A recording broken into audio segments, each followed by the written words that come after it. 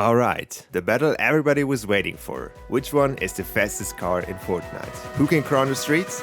Let's find out.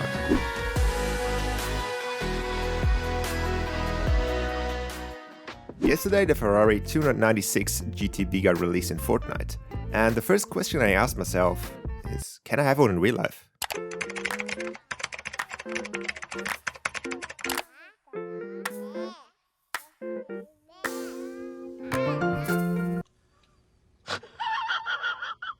Well, thankfully, I can feel rich in Fortnite and get my brand new whip without any distraction or fear of losing it, right?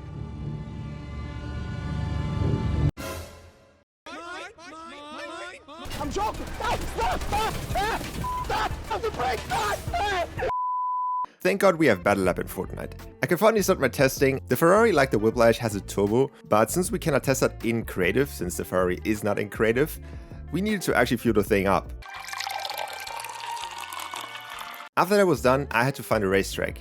But Fortnite does not really have any good racetracks, and most of them are like off-road, and the Ferrari really doesn't perform good on off-road. So I had to build my own, so we can test the consistency of the speed and the acceleration. The racetrack that I built was 50 tiles long, which in meters is 256, and for my American viewers this is 278 yards. I built the racetrack with two checkpoints, the first one being obviously the finish, so we can test the full length, and the other one being the first 10 tiles to check the acceleration. Now I could finally start testing, and the only thing I had to do was actually hold W to start the race.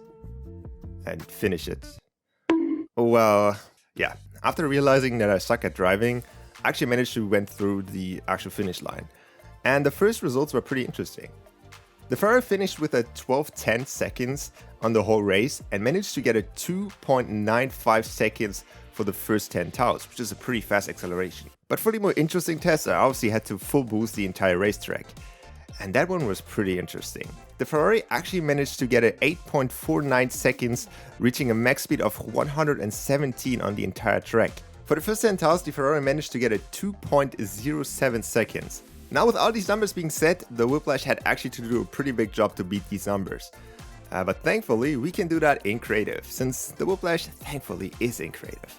So all I had to do now is build the exact same track to obviously get the same fair race, and that was obviously super easy in creative. We could also use the checkpoints, which are kind of new in creative as well, so we had to do the same two tests now, and let's see who comes out on top. So the first test without the boost went as following.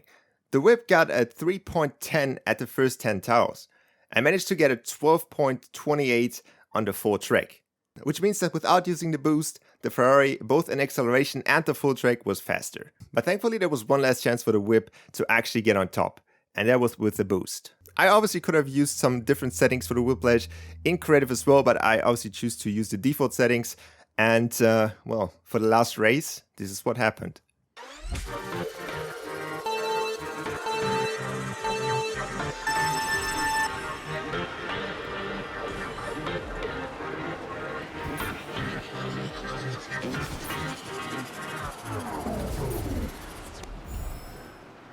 And a 1020 and a max speed of 108 is sadly not enough to win the battle.